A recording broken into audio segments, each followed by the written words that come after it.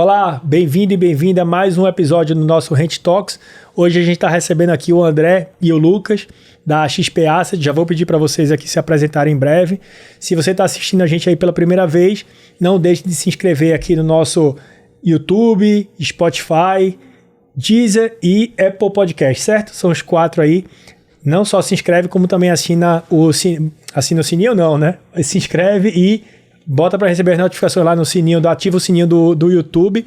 Lucas e André, prazer grande ter vocês aqui. Eu sei que é uma correria a vida de vocês, estão aqui com a gente para bater um papo aqui para o mercado imobiliário. Eu queria que você se apresentasse aqui, se o André puder começar e depois o Lucas se apresentar aqui, falar um pouquinho da sua história profissional, como é que veio parar aqui na XP, eu agradeço. Legal, primeiramente, obrigado pelo convite, turma da Rent, um prazer falar com vocês. Léo, prazer também. Bom, primeiramente, sou André Mazetti, sou gestor aqui dos fundos imobiliários com foco em crédito e fund of funds aqui na XP Asset. Sou sócio do Grupo XP desde 2017, trabalho já com fundos imobiliários há mais de 10 anos. Antes da XP Asset eu trabalhei na RB Capital, que é uma gestora também muito focada em imobiliário no geral, não só crédito, mas tijolo, crédito e etc. Passei por 4 anos ali na RB Capital, na gestora. E antes trabalhei no Family Office da turma da Ambev, também trabalhei 4 anos aproximadamente lá. E comecei a carreira em auditoria na Deloitte. Legal. Lucas, se puder falar. Prazer, Léo. Obrigado também pelo convite. Sou Lucas Paraviso, estou na XP desde 2019.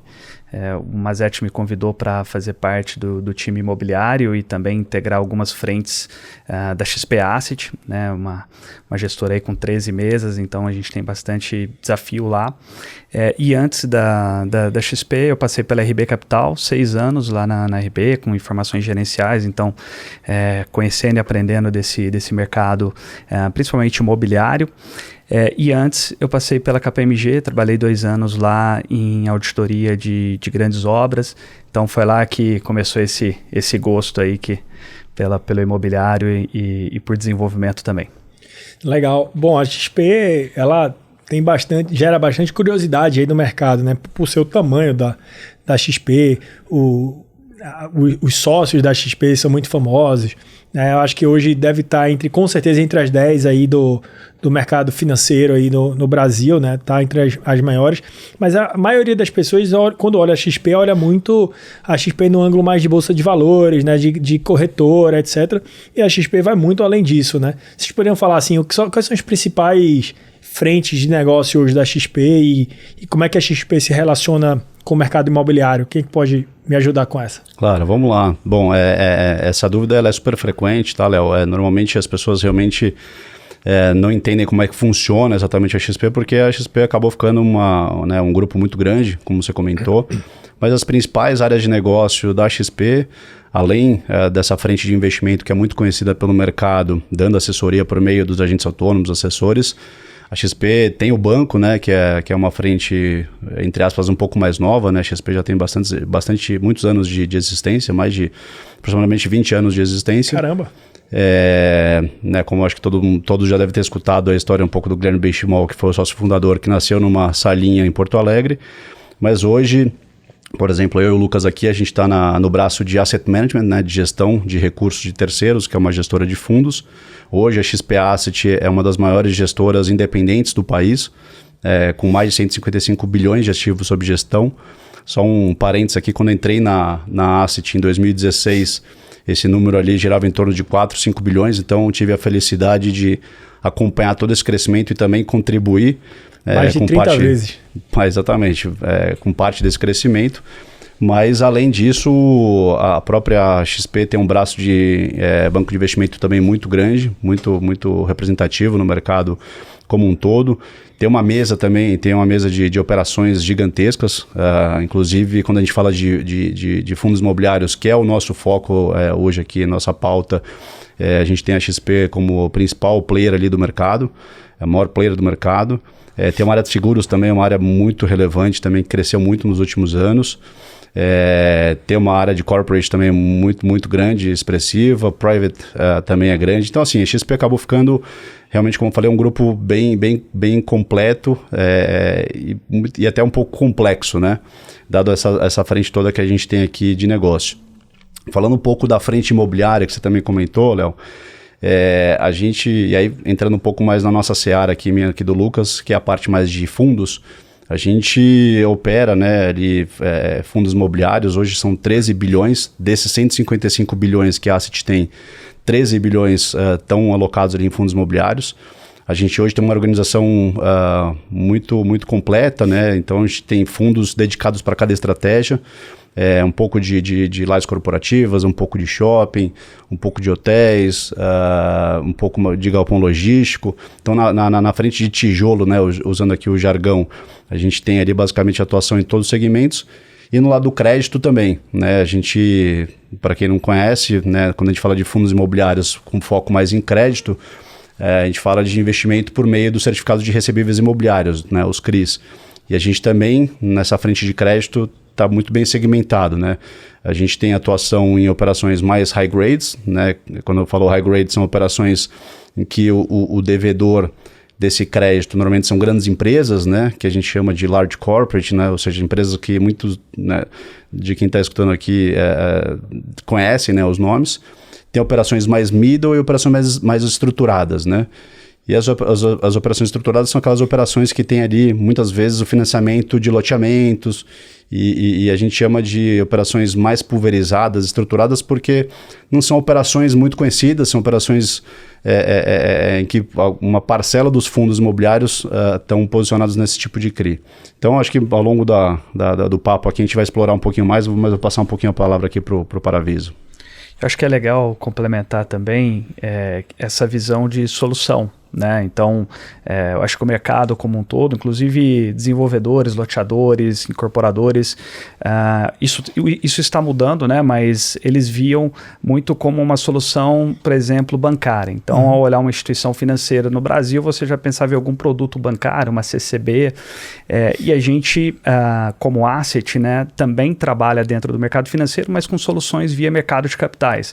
Então, existe uma gama de produtos acessíveis, né, e fundos aonde a gente consegue desenhar dentro de uma relação de risco, a gente consegue desenhar operações que vão lá solucionar diversas necessidades. Eu acho que a principal é a necessidade das obras, do desenvolvimento. Então você tem CRIs para poder, por exemplo, suprir esse crédito necessário para desenvolvimento, mas também temos outros produtos que a gente pode explorar ao longo da conversa, como permutas financeiras, outras soluções mais estruturadas, que eu acho que é uma grande também vantagem da Asset de ter essa possibilidade, essa autonomia para estruturar operações. Então, com isso, a gente vem desenvolvendo essa estratégia imobiliária bem forte a partir de 2016, mas eu acho que em 2018 a gente pegou uma janela mais estável e conseguiu crescer bastante essa estratégia, e hoje a gente aí com esse portfólio sob gestão, a gente vai ampliando a capacidade e a velocidade também de achar soluções dentro desses bolsos que vamos colocar aqui, são os fundos, cada um com o seu perfil. Quanto mais a gente tiver encaixes possíveis, melhor, e mais pulverizado a gente vai tendo essa base. Tá? Perfeito. Eu acho que quando a gente fala de XP, é tanta coisa que vocês fazem, né, que eu imagino que fica até difícil, que deve ter várias pessoas que tocam cada vertical dessa, né? Quando a gente fala de loteamento, que é um mercado, digamos assim, um pouco mais desafiador para a gente dar crédito, para a gente entrar com equity, até o CRI, né? São poucas operações de CRI, se você contar em 2022, se eu não me engano, foram 27 operações só de CRI no Brasil, em loteamento, se eu não estou enganado, que totalizando 1,3 bilhões de reais. Quer dizer, é pequeno, né? Se vocês têm 150 bi em gestão total, sendo 13 bi de imobiliário, e a gente está falando que CRI só teve 1,3 do mercado total, você vê como o mercado ele ainda tem muita coisa para melhorar e crescer. O que é que vocês enxergam que são os maiores desafios para o mercado de loteamento? Vamos falar primeiro do loteamento, depois acho que a gente pode ir para o mercado vertical, que eu também tenho essa curiosidade de saber como é que vocês enxergam o vertical, como é que vocês enxergam Minha Casa Minha Vida, né, que tem aquela dificuldade lá do pró-soluto, pró-solvente, etc. Mas iniciando com o loteamento, o que é que impede aí do mercado de loteamento ter volumes maiores de captação do ponto de vista de vocês? Legal, é uma ótima pergunta. Vamos lá. Primeiramente, dando um passo atrás, esse é um mercado que tem muita oportunidade por N razões. Primeiro, o país, o Brasil, muito grande, muitas regiões e tem uma necessidade muito grande, né? Tem um déficit habitacional muito grande. Segundo ponto, não existe um crédito oficial, né? Não tem um crédito dos bancos ou do governo para financiar loteamento, assim como tem na incorporação vertical, tradicional, né? Então, a gente vê muito espaço aí para fazer operação. Eu acho que o grande desafio, né, daí você pode fazer a pergunta, por que tem tanta oportunidade, mas tem tão poucos CRIs aí, né, ou operações que estão financiando essa classe? Na minha visão, assim, existe muita oportunidade, mas poucas empresas estão realmente estruturadas, né? Então, por exemplo, a gente olha ali muita oportunidade, mas muitas vezes a empresa não tem uma governança interessante, e esse é até um ponto que acaba barrando muito na nossa diligência pré-investimento, pré-desembolso. Então, é importante a empresa ter uma governança, é importante a empresa ter uma área de engenharia muito bem estruturada, ter um histórico interessante. É o que a gente usa aqui, né, brincadeiras à parte, né? A empresa tem que ser menos cowboy, né? Então, a gente fala isso também. Então, esse que é um motivo pela qual acho que esse mercado não desenvolveu. Acho que um segundo ponto também, quando a gente olha para trás num curto espaço de tempo, essa indústria de CRI e de fundos imobiliários, ela era muito menor, né? Quando a gente viu esses juros aí extremamente baixos ali, Selic a 2%, foi aí que a gente viu um boom muito grande de fundos imobiliários, uma entrada muito grande de investidores, né? E só lembrando, né, um pouco aqui, abrindo um parênteses, como é que é uma estrutura de um fundo de investimento imobiliário? Você tem pessoas físicas, investidores, né, que na sua grande maioria são pessoas físicas, investindo num veículo fundo de investimento que é um veículo isento, e esse veículo, né, ele faz o link, a ponte entre o loteador, né, o empresário, né, da economia real, para o investidor que quer ganhar o seu dinheiro, quer aplicar a sua poupança, né, o seu dinheiro ali para render melhor. Então, o fundo imobiliário faz esse link. E quando a gente olha para trás, quando eu entrei nessa indústria em 2012, o número de investidores e de fundos era muito pequeno. Hoje a indústria gira em torno de 210 bilhões em fundos imobiliários. Uhum. Quando a gente olha o número de CRIs no mercado, hoje o estoque, posso estar errado, mas gira em torno de uns 150 bilhões. Quando a gente olha 3 anos atrás, esse número é muito menor. Sim. Então, eu acho que tem uma questão do crescimento, da maturação dos fundos imobiliários e desse instrumento que é o certificado de recebível imobiliário.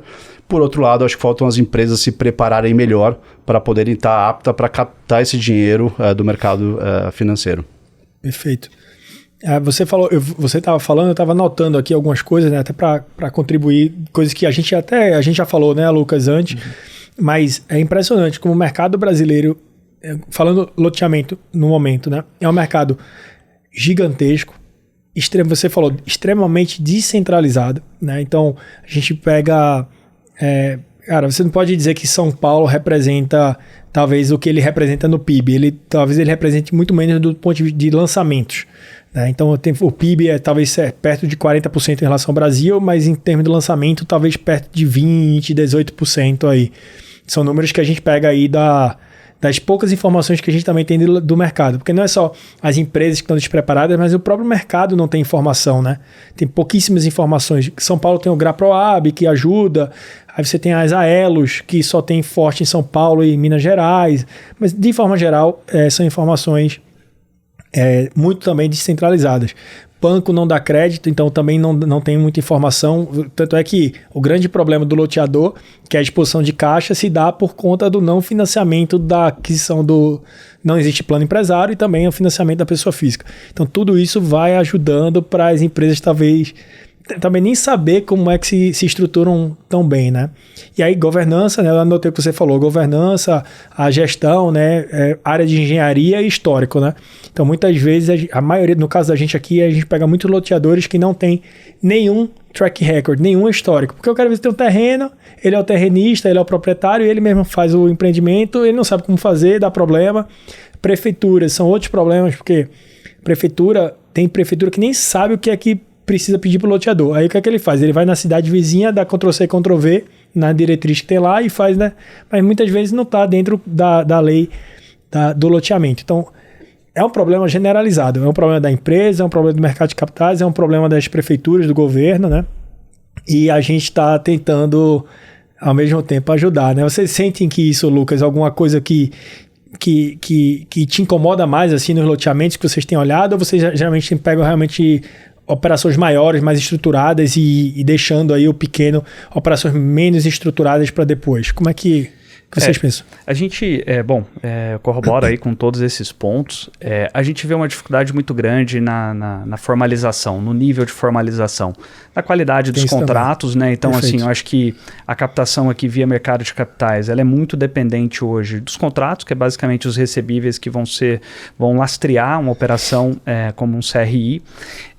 E a gente vê muita dificuldade. Então, a gente encontra loteamentos super interessantes, por exemplo, em fase de aprovação de projetos, mas a gente encontra também loteamentos já praticamente com TVO, que seria ali a entrega já formalizada, mas o nível de recebíveis, a qualidade do monitoramento da carteira ainda com bastante viés de necessidade de melhoria, né? Então, eu acho que passa muito pela educação geral, né? Então, a gente precisa levar para esses loteadores pequenos, médios, levar um know-how de como estruturar, de como desenvolver operações que já estejam preparadas para no futuro, por exemplo, serem plugadas numa operação de mercado. Isso é uma coisa que pode ajudar bastante no desenvolvimento. Então, qual é o nível de contrato, como as garantias precisam ser formalizadas para atender, por exemplo, uma compra de carteiras com AF, né, com um imóvel alienado, a nível de obras, quais são, né, a qualidade orçamentária, quais são os documentos necessários de serem apresentados, as aprovações iniciais e também o controle de gastos. Tá. Então, a gente vê muita dificuldade, por exemplo, nesses parceiros em demonstrar os gastos iniciais, porque muitas vezes o loteamento ele tem um espaçamento grande.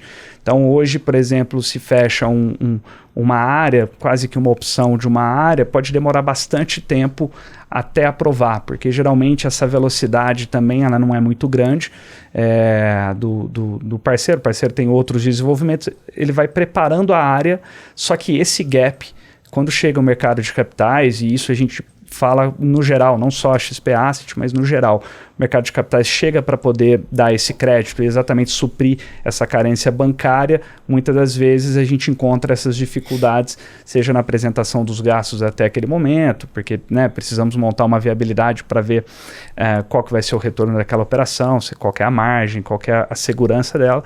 Então eu acho que passa muito por essa educação, acho que é uma grande oportunidade, porque por outro lado, a gente vê um conhecimento específico muito grande desses loteadores, então, e é por município, igual você falou, Léo, porque cada município é uma realidade. Sim. Você tem municípios muito pró-negócios imobiliários, então com uma esteira mais acelerada, mais ágil, e tem municípios que não, mais protetivos, então são realidades que variam muito, o Brasil é muito grande.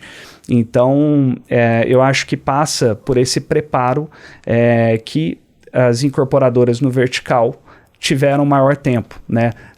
Inclusive a própria listagem em bolsa das incorporadoras, eu acho que ajudou muito no passado a desenvolver esse mercado para elas, e acaba que o pequeno incorporador ou até médio, ele já tem, digamos, boas práticas que ele consegue já puxar sem grande ajuda. Tá? Uhum. O que não é o caso de loteamentos, porque é muito ainda restrito esse mercado, apesar de grande, muito restrito no nível de acesso ao mercado e formalização.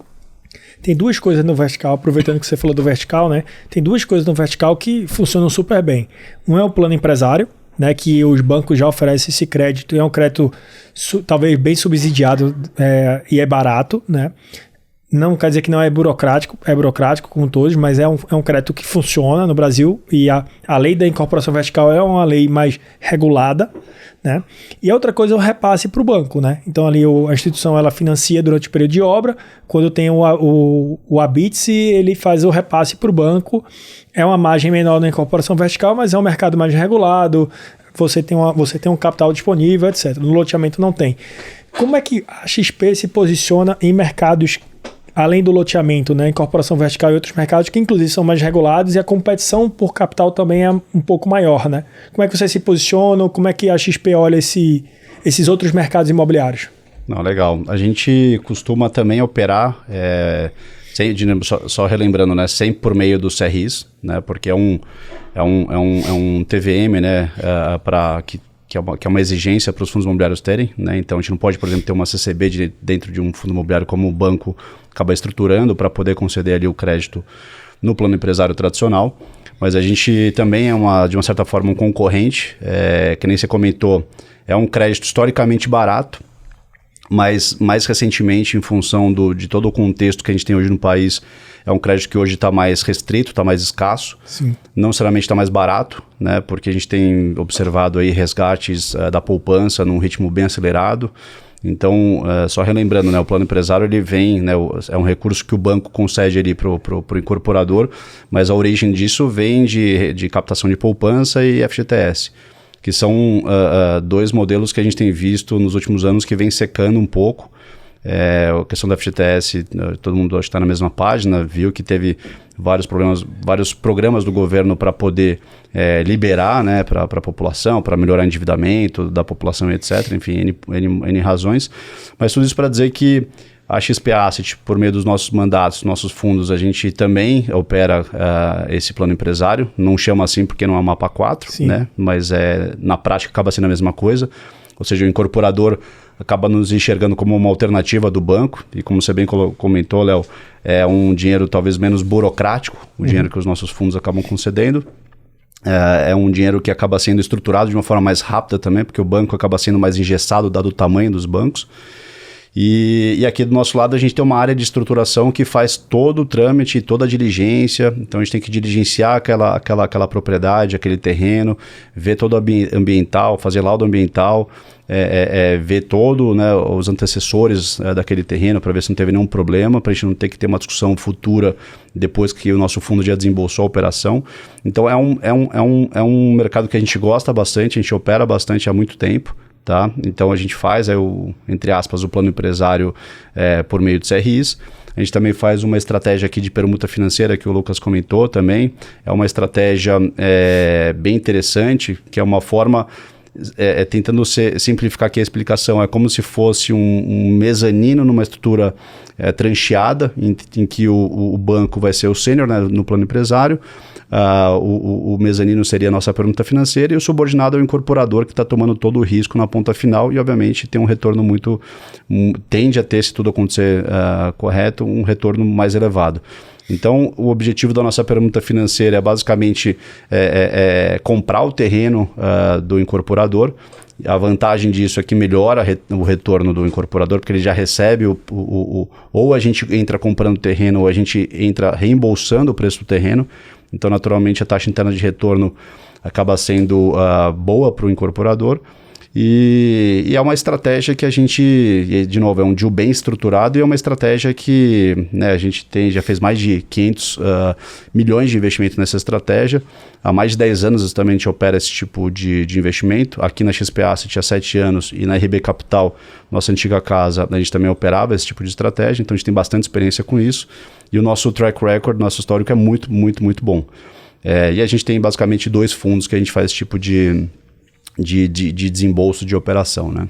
Então, se eu entendi bem, vocês entram como proprietários do terreno, fazem essa permuta, quando tem uma BITS, vocês fazem o repasse do banco e vocês recebem esse dinheiro. Então, é uma operação que ela tende a durar o quê? 15 meses, mais ou menos? É uma operação que ela costuma durar o tempo da obra, né? Então, a gente entra talvez um pouco antes do lançamento do projeto. Pós-aprovado, claro, né? Pós-aprovado, etc. Aí corre todo o tempo, né? Que pode ser, normalmente, na média, a gente estima aqui que é de 3 anos. Né, o tempo ali para construir um prédio, né? Um residencial. Né, a gente sempre gosta de fazer isso no residencial, não no comercial. E depois do repasse, quando tem um habite, aí primeiro paga o banco, né? Paga o plano empresário, depois quita a nossa parte e aí a gente sai da operação. Então a duration da operação ela costuma ser muito parecida com o prazo da obra. Entendi. Eu tenho uma pergunta aqui que você falou, André, e aí eu acho que a melhor pessoa as melhores pessoas para eu perguntar são vocês da XP.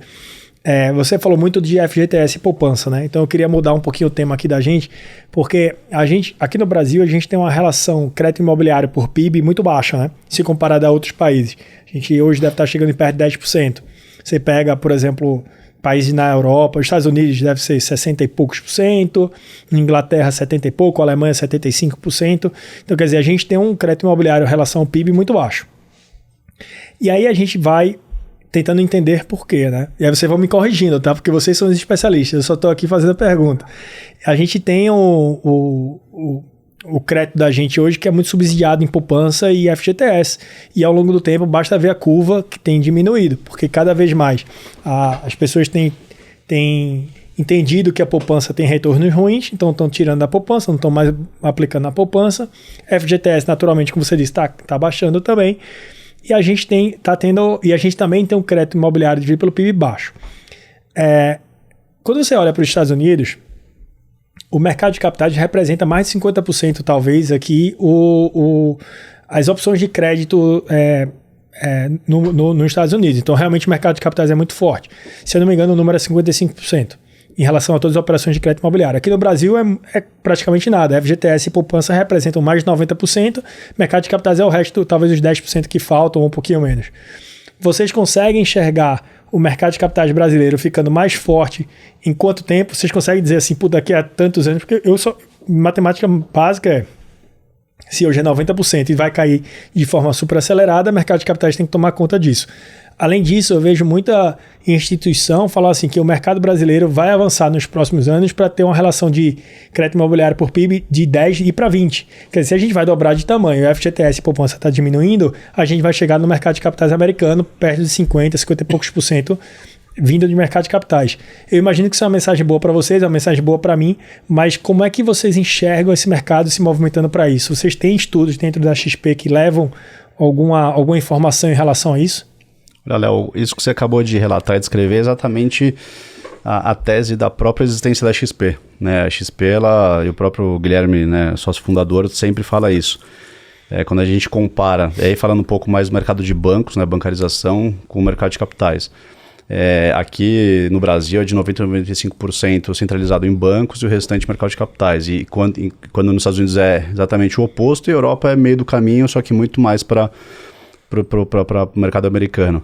Então, quando a gente fala desse desenvolvimento, que isso nada mais é do que um desenvolvimento, um amadurecimento da nossa economia, acho que talvez uma métrica é olhar o que foram os grandes mercados para tentar estimar o que seria esse prazo desse catch-up, mas, enfim, não tenho essa resposta de bate-pronto, mas o fato é que tem uma avenida de crescimento pela frente, isso é fato, e o que faz com que esse mercado, com que esse catch-up acelere mais ou menos, eu acho que são os ciclos econômicos que a gente tem, né, o quanto a gente consegue ficar num bull market, no momento mais aquecido, ou num bear market. Então isso, né, quando a gente está com a economia um pouco mais travada, que foi o que a gente viu ali no governo Dilma, etc., essa evolução ela fica muito mais lenta. Quando a gente começa a ficar no mercado mais aquecido, PIB crescendo, etc., juros começando a ficar num patamar mais baixo, mais saudável para a economia real, isso tende a acelerar. Então tudo depende, para ditar o ritmo, quanto menos volatilidade a gente tiver, mais rápido vai ser. O problema é que o Brasil, historicamente, ele é extremamente volátil, é uma montanha russa. Então o que nos cabe aqui é sempre tentar arbitrar de uma forma saudável, né, o nosso métier aqui, mas tentar aproveitar os melhores momentos, as melhores janelas, né? Entendi. E essa é até uma pergunta que eu ia fazer, né? Como é que a XP ela lida com essas flutuações? Porque como toda empresa tem pressão de meta, né? Então tem que estar sempre crescendo, mas quando a gente pega um mercado, como a gente tem uma sazonalidade muito grande no mercado de forma geral, na macroeconomia, e quando a gente fala de mercado imobiliário, é completamente muito relacionado à macroeconomia, né? Quando a macroeconomia está bem, o real estate geralmente vai bem. Quando está mal, ele também vai mal. Como é que vocês internamente lidam com isso, né? Como é que é o dia a dia da XP em momentos de crise? Olha, desculpa puxar a palavra de novo aqui, mas daqui a pouco o Lucas fala. O nosso meio de fazer negócio aqui, a forma de captação, né, quem dita isso é a taxa de juros, né, porque no final do dia, quanto mais alto tiver os juros, mais difícil a gente conseguir captar, porque a janela fecha aqui para os fundos imobiliários. Agora a gente está num momento interessante, né, que a gente está no começo de um ciclo de fechamento de juros. Se Deus quiser. E todo mundo está implorando, né, agradecendo por isso. Ninguém aguenta mais. Exatamente. Então, e obviamente, quanto mais baixo esses juros, mais aberto fica o nosso mercado para captação e conseguir a alocação desse caixa. O problema é que as coisas não são perfeitas. Quando a gente está com caixa, né, a gente que eu digo, a indústria de gestores de fundo imobiliário, está com caixa, os preços não estão baratos para você ir às compras. Então, esse momento, por isso que eu falo que ele é único, porque as coisas estão boas para comprar e a gente está começando a ter caixa nessas captações que a gente vem fazendo, a gente, XP e todo o restante da indústria. Então, é um pouco dessa volatilidade. E aí a questão do risco do loteamento em si, ou do imobiliário, ela também faz parte do nosso mandato, né? Tem lá nos fatores de risco, por exemplo, de todos os nossos fundos, que, você está, por exemplo, correndo um certo risco de ter uma virada de mercado e talvez a comercialização dê uma paralisada. Isso faz parte do mandato dos nossos fundos. O que a gente tem que fazer aqui na nossa figura aqui de buy side, né, do lado da gestão, eu e o Lucas e todo o time, é tentar montar os melhores controles, estruturar a melhor operação para mitigar o máximo de risco para os nossos investidores. É para isso que nós somos remunerados, para fazer essa grande mitigação de risco e a melhor seleção possível dos ativos. Mas é difícil mitigar as externalidades em função de um momento ruim de mercado, por exemplo. Né? Eu acho que complementando, no imobiliário é isso, a gente tem momentos mais atrativos para ativos de papel, né, como a gente vivenciou a partir da deterioração da taxa de juros, momentos mais propícios no tijolo, e o que a gente tenta fazer é disponibilizar sempre um mix, porque você não pode concentrar, não é recomendável concentrar, então a gente procura diversificar também dentro do imobiliário os produtos. Você vai ter produtos de mais risco, né, e tem todos esses fatores de riscos envolvidos, mas a XP como um todo também pensa dessa maneira. Então, de propiciar um ecossistema bem dinâmico, bem diversificado, então que vai ter a favor do ciclo, anticiclo. Então, essa gama de produtos, tá, que parte desde a plataforma, onde você tem fundos que têm inclusive exposição externa, né? Então, você pode hoje com uma grande facilidade se expor, seja em ações lá fora, seja outras moedas, o que antes era bem mais difícil e burocrático. Sim. Então, hoje a plataforma consegue acelerar muito e é realmente bem fácil no sentido de investir. Então, a empresa trabalha dessa forma, né? Na questão de ensinar, dinamizar o investimento. E a gente na Asset, também dentro da Asset, vamos colocar como um ambiente direto de gestão de capital de terceiros, a gente também procura montar um portfólio bem diversificado. Então a gente vai ter estratégias macro, vai ter renda fixa por um período como o que a gente vivencia ainda e vivenciou também. O imobiliário, special situations, a gente tem diferentes mesas, tem private equity, venture capital, então assim, são mesas bem diversificadas mesmo, para que você possa montar a sua carteira ali com uma exposição organizada e com riscos mais mitigados, para realmente surfar e também se proteger nos piores momentos. Então a cabeça é essa. Eu até fiquei curioso agora, Lucas, você falou da plataforma, né, da Asset. Quem é o cliente normal de vocês, assim? Quem é o cliente ideal que vocês atendem, né? Porque eu imagino que deve ter uma divisão, uma Chinese Wall aí do que é mercado, o que são as assessorias para a pessoa física voltada para a Bolsa de Valores e o que é voltado para o mercado de capitais. Eu imagino que deve ter uma divisão, certo? Como é que vocês atuam? Quem é o cliente de vocês? Com quem vocês falam? Vamos lá, acho que é importante, uma boa pergunta até para o investidor ali que está menos familiarizado com a estrutura da XP Asset. Lembrando que a XP Asset são 13 bancadas de gestão, né, ou seja, são 157 bilhões de ativos sob gestão, com 13 estratégias, dessas que o Lucas comentou, special situations, infraestrutura, imobiliário, agro, enfim, entre outras, renda fixa, multimercado.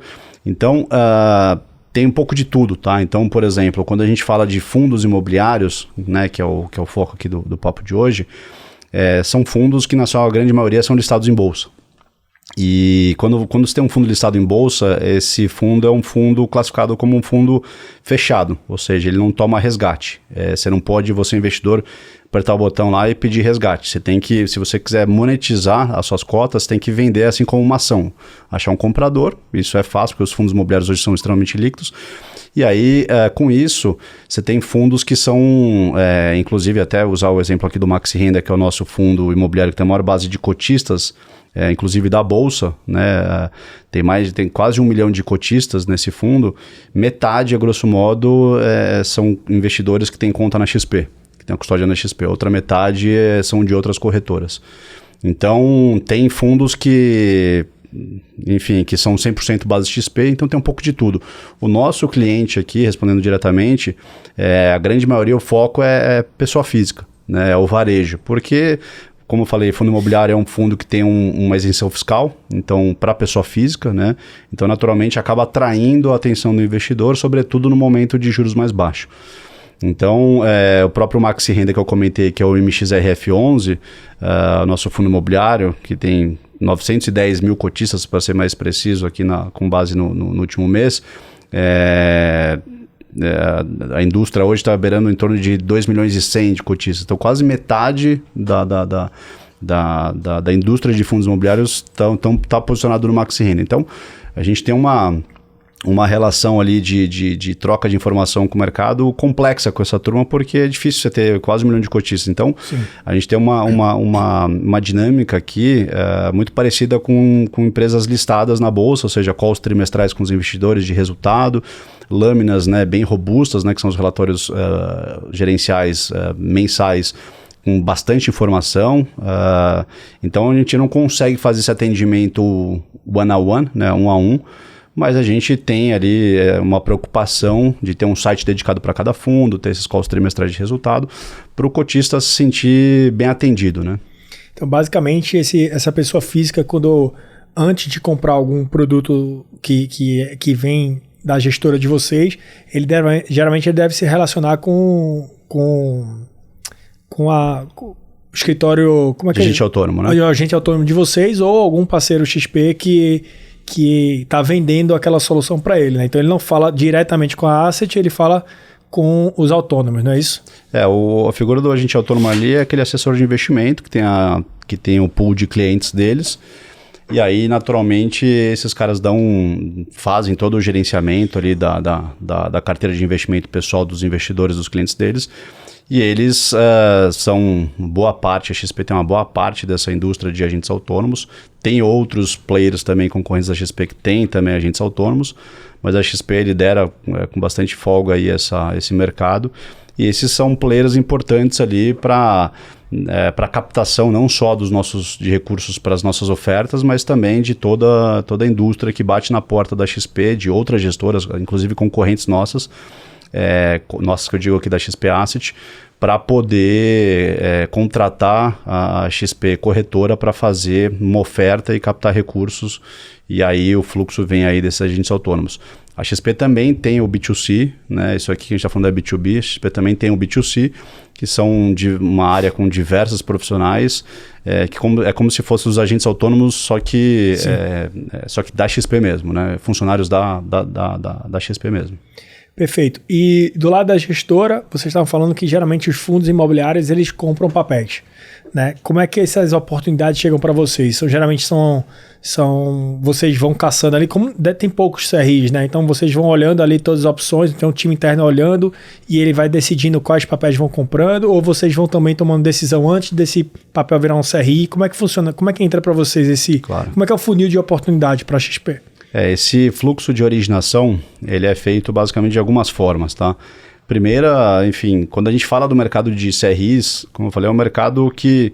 CRIs em geral, tá? Não só para loteamento, né? A gente pode ter CRI crédito corporativo, ou seja, como se fosse uma dívida debênture, e aí essa debênture acaba sendo um lastro de um certificado de recebível imobiliário. Pode ser uma operação estruturada de loteamento com compra de carteira, pode ser um equivalente a um plano empresário, né? Não é no nome correto, mas faz às vezes do plano empresário. Tem N formas, né? E só lembrando que esse número de CRIs emitidos no ano passado girou em torno de 100 bilhões de reais. Tá? É um número bastante expressivo e o estoque gira em torno de 150 bilhões. Então, são muitos CRIs realmente hoje está atingindo um número bem representativo, bem robusto, tá? Vem cada vez mais sendo aí alternativas de crédito, mas como é que a gente origina esses CRIs, né? Tem diversas formas. Primeiro, que eu acho que é o core aqui da XP, a gente tem uma área de originação. Então, essa área de originação, né, que está aqui dentro da XP Asset bate na porta das empresas provocando operações no bom sentido. Então, realmente cavando já um deal já diretamente com as companhias. E aí isso fazendo sentido, passando na nossa análise, na governança, comitê, etc. A gente estrutura isso dentro da XP Asset e encartela nos nossos fundos. A gente tem uma área também que é focada em deals que vêm dos agentes autônomos. Então, como eu expliquei, o agente autônomo ele tem a principal, né, figura e função ali de assessorar os seus clientes. Mas com o tempo, esses profissionais foram trazendo também muitas oportunidades. Imagino. Então é uma troca muito interessante ali de informações e sinergia. Então, dado que a gente começou a ver que esse deal flow estava crescendo bastante nos últimos anos, a gente montou uma plataforma, contratamos um time para ficar focado nessas oportunidades e recentemente a gente tem recebido muitas operações desse segundo jeito de originar. Terceiro jeito de originar, hoje, como eu falei, a gente tem 13 bilhões de ativos sob gestão em fundos imobiliários, grosso modo, um pouco menos da metade disso está em crédito imobiliário, está em fundos de CRI. Então a gente já tem uma base de dados muito interessante de tudo que deu certo ou não deu certo, né? Bons devedores e não. E obviamente esses bons devedores a gente se preocupa em fazer uma segunda operação, terceira, quarta. Então tem diversos CRIs nossos que a gente já fez mais de uma operação. Então também é uma fonte muito importante de originação. E a quarta e última forma que eu vejo aqui de originação são oportunidades que vêm do mercado. Outros IBs, outros DCMs, né, outras casas que originam operações, estruturam e distribuem, mostram operações para a gente e a gente analisa, vê se faz sentido o risco-retorno. Fazendo sentido, a gente passa na nossa governança, comitê e aloca também nos nossos fundos. Então, resumidamente, essas são as 4 formas que a gente origina operações aqui de certificado de recebível imobiliário para os nossos fundos. E reforçando, sempre CRI, nunca vocês olham outros tipos de operação. CCB jamais, porque não entra no fundo imobiliário, geralmente é CRI. Não, a gente olha também porque o grande métier nosso é fundo imobiliário, mas a gente tem um outro fundo também que é o XPCE, o XP Crédito Estruturado, que é um fundo, esse sim, aberto, ou seja, tem resgates. É um fundo flagship da indústria de crédito estruturado, tá? É um fundo que já roda aí há 6, 7 anos, com um excelente histórico. E lá a gente tem um book nosso também de crédito imobiliário e também crédito agro, mas enfim, o foco aqui é crédito imobiliário. E esse fundo opera com FDICs, etc. E a gente consegue colocar CCI, CCB imobiliário. Então a gente consegue sair um pouco desse mundo de CRI, mas desses 6 bi que a gente tem sob gestão de crédito, está mais focado em fundo imobiliário de fato. Perfeito. Até porque tem um volume muito maior, os cheques são maiores e com certeza faz volume maior. A gente falou no começo aqui do papo, falando de motivos pelos quais os loteadores têm mais dificuldade de captar recursos. O Lucas falou da parte de contrato, né? Você falou de governança, etc. Mas o que é que na cabeça de vocês acham que o loteador precisa fazer para ele se preparar de forma mais adequada para aumentar as chances de aprovação e aumentar as chances de financiar a obra ou de venda de carteira, etc. Tem algum, assim, quando vocês fazem a due diligence, tem coisas que são deal breaker e que não são deal breaker. O que é que vocês imaginam que seria, assim, digamos assim, uma esteira perfeita de crédito que vocês conseguiriam fazer mais rápido e maiores volumes? Isso depende, obviamente, do loteador, de leis, etc. Mas o que é que vocês imaginam que seria o ideal para vocês hoje? Eu acho que puxando aqui, eu acho que assim, o ponto de partida, tá, eu vejo como o financeiro. Tá? Então, se fosse para dar uma recomendação, eu acho que, e até parece uma coisa um pouco óbvia, mas não é a prática no Brasil, eu acho que isso dificulta também o crescimento de mercado de capitais, que é simplesmente ter uma contabilidade organizada. Tá? Não necessariamente auditada, vamos colocar assim, porque obviamente a gente precisa olhar também qual que é o risco da operação. Muitas das vezes você consegue fazer uma operação centrada somente no risco daquele empreendimento ou daquela carteira, ou seja, muitas das vezes não necessariamente se contamina com o patrimônio do loteador, se você fizer, por exemplo, uma compra de carteira direta, tá? Esse é um exemplo. Mas como ponto de partida para todos seria realmente ter uma contabilidade organizada, tá? As finanças organizadas, portanto, balancetes mensais, uma capacidade de transmitir o patrimônio dele, ou seja, de demonstrar o patrimônio dele, e de forma que isso passe uma maior segurança, porque como a gente gere capital de terceiros, uma coisa também importante que a gente fala muito é porque a gente está exposto, a gente precisa prestar contas da nossa alocação, né? E para isso você precisa conhecer minimamente a contraparte que você está fazendo negócio, e esse minimamente é uma diligência. Então esse é um choque que o loteador principalmente sofre e sente hoje quando ele é abordado ou quando ele acessa o mercado de capitais, porque de repente para ele é uma série de exigências, mas se a gente olhar o mercado vertical, para um incorporador isso é super natural, ele já espera que você peça essas informações. O loteador não, ele muitas das vezes ele é local, ele tem um aspecto, pelo menos inicial, muito pessoal, e isso é uma característica do loteamento no Brasil hoje, ainda uma relação muito pessoal, uma relação de confiança, de histórico, por isso até que o Mazetti comentou que quando a gente tem um bom histórico de empreendimento, dali já nascem outras operações. Por quê? Porque a gente já conhece, a gente continua buscando investidores para os fundos de tal forma que a gente tem uma recorrência de disponibilidade de capital para investir. Então, o loteador hoje ele precisa partir dessa premissa, tá? De deixar essa casa bem organizada. Uma vez que ela seja bem organizada, realmente ele estruturar projetos em que um projeto é isolado do outro. Ou seja, ele deve constituir uma SPE por projeto, e o que ele precisa buscar também é o seguinte: a liquidez vai estar muito atrelada se aquela SPE, por exemplo, não tem nenhuma correlação, coobrigação, eventualmente com outras operações. E muitas das vezes o que a gente vê o loteador pequeno, ele acaba onerando praticamente 100% da empresa para uma garantia, já que ele não tem um volume ainda tão grande. Tá?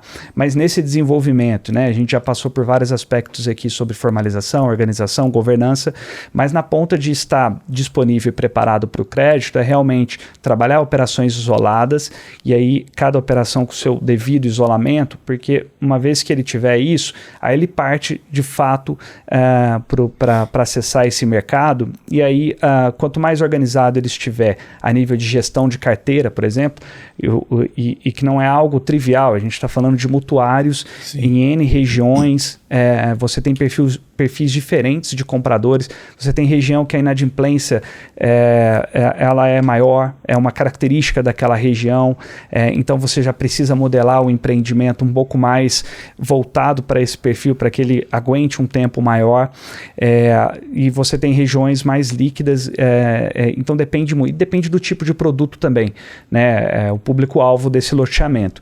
De todas as formas, eu acho que realmente estar preparado e organizado de forma que, uma vez que chegue esse capital, ele tem a capacidade de apresentar os recebíveis, esses recebíveis vão passar por uma auditoria, e isso é muito padrão, porém eles sentem bastante, eles acham, e dá para entender de certa maneira que é muito burocrático, mas é isso, eu não posso comprar um crédito só por uma amostra, eu preciso ter uma segurança de que esse recebível ele é verdadeiro, ele é auditável, ele tem histórico, ele está registrado em uma base, então eu vejo que o crescimento e a liquidez desse setor vai passar muito por essa naturalidade com os elementos que são necessários para uma operação de mercado de capitais. Porque se ele se preparar, diferente do que hoje a realidade, ele vai ter uma liquidez muito grande. Sim. Porque existe bolso, né? A gente conversa com muitas gestoras no mercado, existe bastante interesse, esse segmento de loteamento acho que está ganhando uma visibilidade maior, tem vários players trabalhando em torno disso, trabalhando a informação, trabalhando também o contato, a ponte, originadores também, a gente tem hoje bem mais originadores, com vínculo ou não, originadores que conhecem o mercado de capitais e sabem que, olha, de repente eu posso bater na porta da XP, da XP Asset, por exemplo, e ver se um fundo pode alocar aqui numa operação que é super interessante de um loteamento, sei lá, que vendeu 85% já. Então, acho que esse é mais ou menos o roteiro. E junto com isso, claro, o ciclo econômico colaborando, uma maior estabilidade, mas independente do ciclo econômico, a gente tem que remar para essa direção. No Brasil, a gente não pode esperar, a gente tem muito essa cabeça de estar rodando para o que é melhor, né? E aí a gente faz as alocações estratégicas. Eu gostei da resposta, porque fazendo jabá aqui um pouquinho da rente, muito do que vocês estão falando é coisas que a gente está tentando trabalhar nessa esteira de crédito, especialmente loteamento, né? Então, desde da formalização, contrato, registro, cartório, matrícula, né, alienação fiduciária, passando pela auditoria financeira, jurídica, né, que é uma coisa que a gente faz via rente para trazer para dentro da plataforma da gente. A gente faz essa auditoria prévia e depois a gente faz real time, né? Se eu tô com a carteira sendo gerenciada, eu consigo ver o que está acontecendo com essa carteira.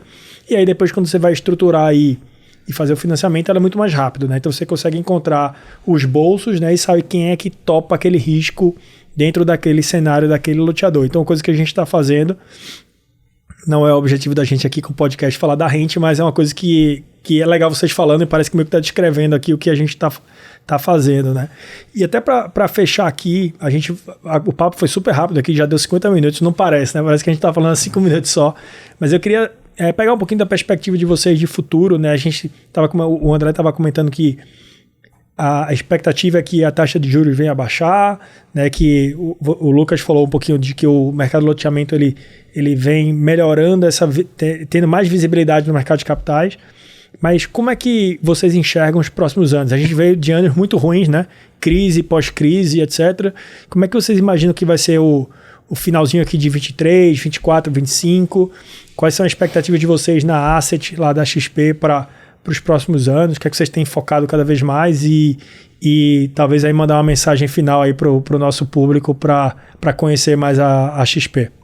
Não, bacana. Bom, a nossa perspectiva aqui para os próximos anos, próximos meses, é bastante positiva, muito em função desse ciclo de juros que a gente está entrando agora, essa redução de juros. O que a gente tem que ter em mente, né, seja o investidor, seja o loteador que tem ali a esperança de receber, de conseguir pegar um pouco desse crédito que tende a vir com um mercado mais favorável ali de investimento, com juros um pouco mais baixos. É que não é porque a gente teve agora uma boa notícia na semana passada de redução de juros que a gente vai sentir isso agora, né? Tem um delay, então até esse ciclo de redução de juros impactar diretamente na economia real, ou seja, com uma melhora de inadimplência, com uma melhora ali da economia real como um todo, isso vai um tempinho, sei lá, 6 meses para começar a impactar, 2 meses para impactar legal, e falando de uma Selic ali terminal, de 8% a 9%, que é o que, né, é consenso aí de diversas gestoras e até relatório Focus do Banco Central, chegando de fato numa Selic terminal dessa e com as reformas estruturais sendo bem feitas, né, esse é um outro ponto também de atenção. Eu acho que tem bastante coisa legal aí pro país. O que a gente fica aqui na torcida, na esperança, é que não fique nessa sobe juros, desce juros, sobe juros, que isso aí faz muito mal para a economia como um todo. O que a gente espera é uma estabilidade maior, né? Então, falando um pouco de foco aqui da XP Asset, com juros mais baixos, um pouco do que o Paraviso comentou, a gente tende a ter assim como a gente teve a fuga de capital de ativos listados para renda fixa, com juros começando a cair, a gente tem um movimento oposto. E isso tende a fomentar, né, os fundos alternativos do mercado como um todo.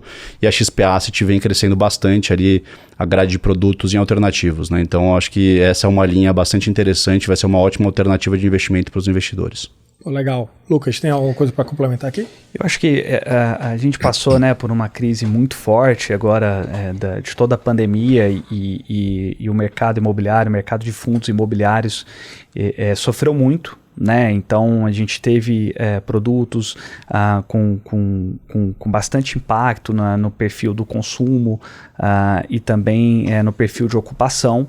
E foi um período onde a gente, né, com menos ofertas, a gente pôde também ver o quão é importante vamos colocar a casa estruturada, ou seja, você ter processos, monitoramento, você ter uma gestão ativa de fato. Então, assim, com um mercado que foi tão difícil, a gente teve aprendizagens muito relevantes. Então, quer dizer, a gente está muito preparado para uma pequena melhora que seja, e quiçá que seja mais estrutural e mais longa possível, porque é isso, assim, a gente tem um mercado de bastante demanda, áreas, Brasil como um todo, a gente viaja, nossas equipes, times de engenharia, a gente tem muito contato local, então a gente vê realmente grandes oportunidades, e aí no agro também, no imobiliário. Então, realmente, se a gente fazer minimamente essa lição de casa estrutural na economia como um todo, projetos, capital, isso a gente tem. Então, a nossa expectativa é muito positiva, porque a gente olha dessa maneira, se prepara dessa maneira, e tem que ser rápido, né? Então, já está preparado de fato para essas alocações, para mostrar essas oportunidades aos investidores, está próximo aos investidores pelos diferentes canais, nessa linha também de educação financeira, de realmente ensinar a investir, porque traz muitos benefícios para a sociedade como um todo, no geral. A gente está falando aqui de pessoa física investindo no mercado imobiliário. Então, esse mercado imobiliário vai lá, gera N empregos por empreendimento. Então, quer dizer, é um ciclo muito virtuoso que a gente está muito empolgado também para atravessar. Muito bom. Eu queria agradecer aqui ao André Massetti e ao Lucas Paraviso pela participação aqui no nosso Rent Talks. Acho que tenho certeza que vai tirar a curiosidade de muita gente aqui, que é nosso público não só de loteadores, mas também de incorporadores verticais e players do mercado imobiliário e até de capitais também. Então eu queria agradecer aqui a presença. Acho que a gente podia fazer a V2 e a V3 desse papo, porque, cara, eu acho que só fiz 20% das perguntas que estavam aqui para fazer. Impressionante como tinha muita coisa ainda, mas agradecer a vocês mais uma vez. Tá? Obrigado e até uma próxima oportunidade. E se você ficou até o final assistindo a gente, segue a gente nas redes sociais, LinkedIn, Instagram, etc. Mas também nas plataformas de streaming, como Spotify, YouTube, Deezer, Apple Podcast. Se inscreve nos canais, ativa o sininho para ficar atento às notificações. E mais uma vez aí, se quiser deixar uma mensagem final, mas agradecer mais ao André e ao Lucas. Obrigado. Não, eu que agradeço, obrigado, é sempre bom falar com vocês. Aguardo o convite aí da segunda versão. E é isso aí, estamos à disposição. Convido vocês aí também a entrar no nosso site, que é o www.xpasset.com.br. Lá tem todos os detalhes dos fundos, das nossas 13 estratégias. E eu, Lucas, aqui estamos à disposição aí para papos futuros aí. À disposição também. Muito obrigado, Léo. E estamos sempre disponíveis aí para discutir mercado e colaborar de alguma forma. Lucas, André, obrigado mais uma vez. Valeu.